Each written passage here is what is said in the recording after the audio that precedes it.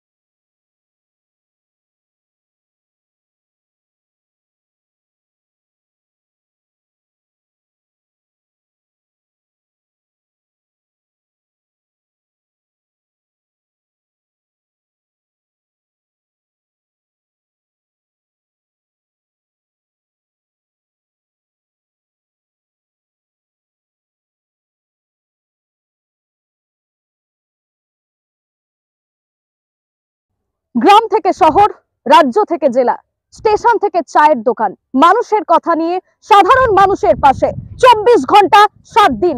Times বার্তা।